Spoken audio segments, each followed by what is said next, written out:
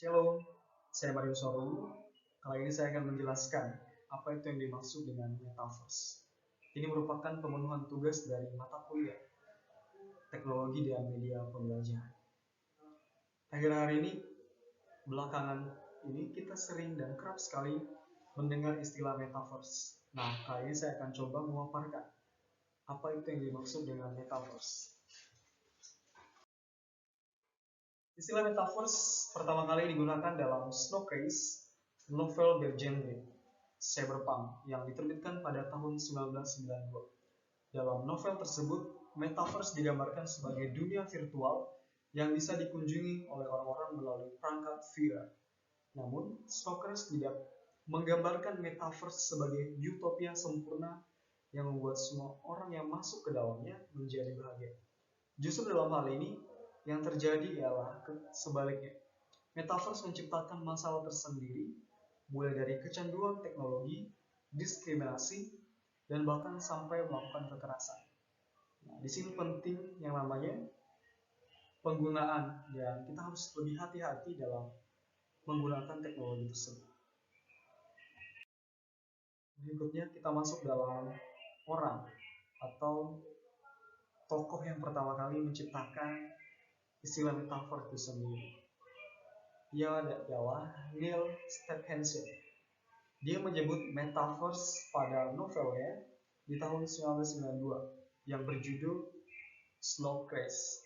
Dalam novel tersebut, istilah metaverse merujuk pada dunia virtual 3D yang dihuni oleh avatar orang sungguhan. Dalam hal ini, secara etimologi, metaverse berasal dari kata meta yang artinya melampaui dan verse berarti alam semesta. Sehingga jika disatukan, metaverse memiliki arti melampaui alam semesta. Dan Mark Zuckerberg juga menerangkan bahwa metaverse merupakan perbatasan yang berikut. Kita masuk dalam cara kerja metaverse itu sendiri. Gambaran sederhana yang diungkapkan oleh Zuckerberg tentang metaverse ialah seperangkat ruang virtual tempat pengguna bisa membuat dan menjelajah dunia dengan pengguna internet lainnya. Pengguna pun tidak perlu berada pada ruang fisik yang sama dengan orang lain. Mereka hanya perlu masuk ke dunia metaverse. Nah, dalam hal ini teknologi sangat membantu saudara. Kenapa saya dapat mengatakan demikian? Di era pandemi yang sudah kita lalui, kita bersyukur kali ini sudah menurun. Semasa era pandemi, kita telah merasakan dan melihat dampak baik dari teknologi yang saat ini kita gunakan. Tanpa kita harus datang ke suatu tempat, tanpa kita harus pergi ke suatu tempat, kita sudah bisa merasakan perkuliahan seperti yang saat ini kita lakukan.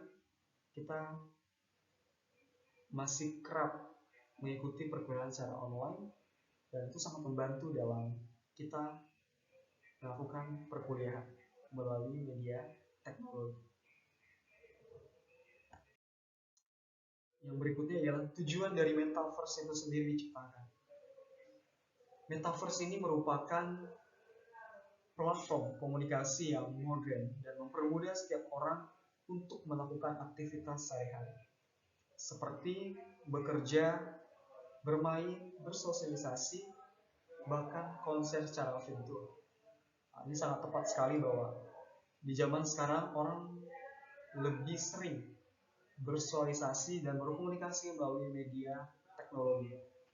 Karena kita tahu bahwa dengan teknologi saat ini, orang lebih suka berdiam di rumah dan menggunakan gadgetnya untuk berkomunikasi. Apalagi pandemi yang mengharuskan kita melakukan aktivitas di dalam rumah. Yang berikutnya adalah contoh dari metaverse itu. Contoh sederhana metaverse adalah kegiatan dalam internet, seperti belajar online hingga belanja online juga bisa dilakukan. Metaverse adalah dunia terbuka yang bisa dimasuki siapapun, sehingga risiko tindak kejahatan juga sangat tinggi.